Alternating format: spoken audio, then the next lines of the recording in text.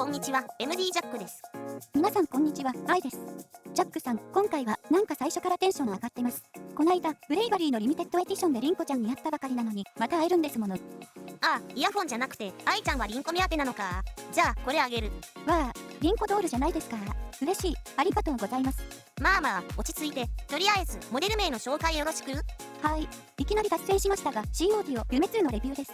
C オーディオは、ブレイバリーを聞いて以来、すっかりファンになってしまいました。コラボモデルのミッドナイト夢とは縁がなく、送られてきた個体が壊れていて、レビューも流れてしまったんですよね。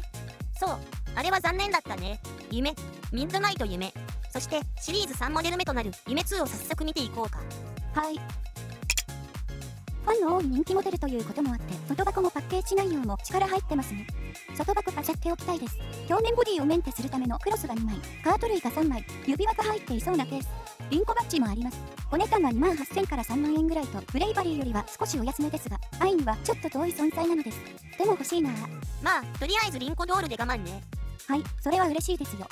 外観は表面仕上げで小ぶり。フェイスプレートの金色の部分はほんのちょっと凹凸あり。それ以外は平らでシェル部分の曲線との対比が素敵です。全身、航空グレードのアルミニウム合金で 5.0g と軽め。ちょっとひんやりしますが、装着感は愛の耳にはジャストフィットです。ジャックさんは？私もいい感じだよ。イヤーフィンあった方がホールド感は増すけど、なくても全然問題ない。夢2は 1DD プラス 2BA のハイブリッドモデルで、夢シリーズのドライバー構成はこのスタイル。最適化された液体シリコンダイヤフラムでコーティングされたダイナミックドライバーと、ノウルズ RAD シリーズツイーター、プラスソニオン 2300BA、LFC ローフリケンシーフィルターコンバージョンテクノロジーにより、ドライバー間のつながりを向上し、より滑らかなサウンドを実現。さらに、高純度 6NOFC 銀メッキケーブルは、細めで取り回ししやすい。箱出し最初の視聴でいきなりの大満足。ブレイバリーとはまた違った質感で、夢2の方が受け入れられやすいかも。詳細は後半で。ではサウンドチェックでブレイバリーオリジナルと一緒に聴いてみました。6NOFC 銀メッキケーブルを両モデルに装着。ニアピはおなじみのダンジジム TAPB トレブルです。ではどうぞ。音量上がります。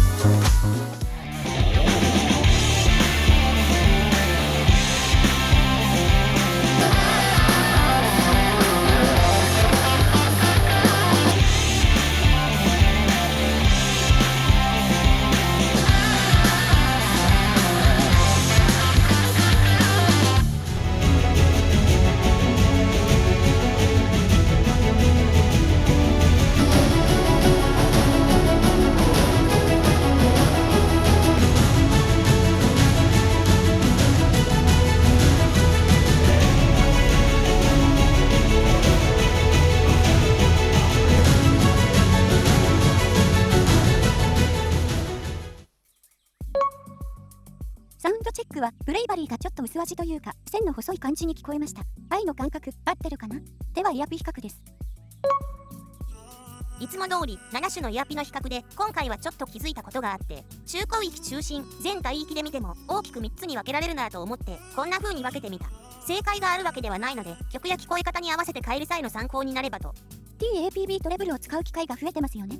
そうだね。ステムサイズに結構対応してくれるし、 APB エアプレッシャーバランスの効果も何気に心地よく、使い勝手の良さからつい最初に選んでしまってるね。最近購入した TRI 角笛も傘部分が結構柔らかくて耳が痛くなりにくいし、安くてなかなかいいね。音質変化も大事だけど、まずは耳に合ったものを選びたいところ。次は他モデルとの比較で、まず夢2のシングル波形から。パッと見でいいバランスだなーって思ってしまうカーブ。低域がちょっと強めに見え、聞いてみてもちょっと強いかなと思うこともあるけど、締まった質感でキックもベースも明瞭感あっていい。LFC の効果がこういうところに現れているのかなと勝手に推測。イヤピで調整したい場合は先ほどの3つ目のグループ内のイヤピがいいかも。結構印象変化して低域が抑えられるだけで広域上がったようにも感じる。ああ、ほんとだ。リア機交換で低域の印象変わりますね。これなら E 級補正とかしなくても微調整として結構いいですね。そうなんだよ。中低域から中域の減衰は少なめで再現性は高い。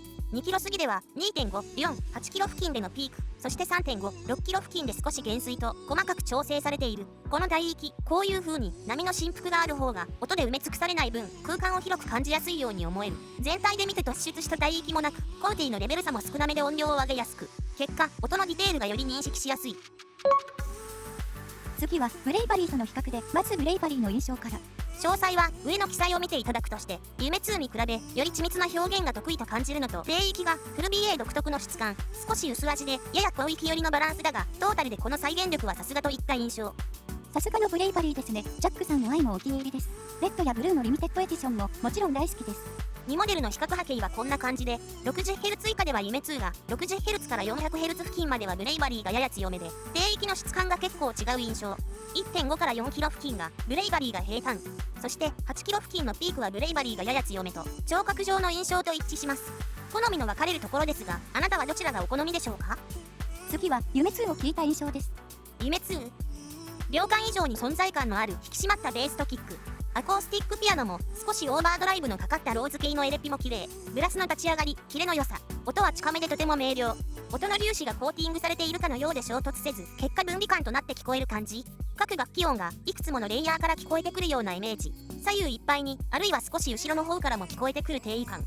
サウンドステージが常にクリアで飽和感がほとんどない。メリハリの効いた分かりやすい明るいサウンドといった感じ。ほんといいですよね。音符で表現するのはちょっと変かもしれないけど、波のイヤホンだと少し音が潰れる感じになるところでも、夢2はしっかり丸い音符のまま表現してくれる感じ。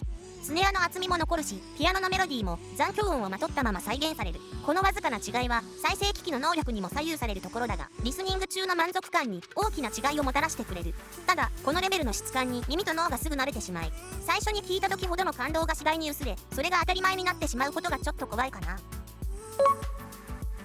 3万ぐらいのモデルともなれば音がいいのが最低条件だし、どこまで楽しませてくれるか満足させてくれるかという期待感に同視するわけですが、さすがの C オーディオという印象です。ハーマンターゲットカーブを意識したチューニングはさほど大きな特徴は感じませんが、そういうモデルこそ長く愛用できると思いますし、全体のレベルが高く安定のお気に入りモデルになりました。あとは外観やブランドイメージなどを含め惚れ込めるかどうかでしょうかね。愛もちょっと予算を集約して夢2入るよう頑張ろうっと。頑張ってる間にまた別モデルが欲しくならなきゃいいけどね。まだまだレビュー控えてるからね。本当ですか？揺らがない自信がない。あはは。ということで C オーディオ夢2のレビューでした。ではまた次の動画で。ご視聴ありがとうございました。MD ジャックチャンネルはイヤホンレビューを音と波形た言葉で表現します。チャンネル登録お願いします。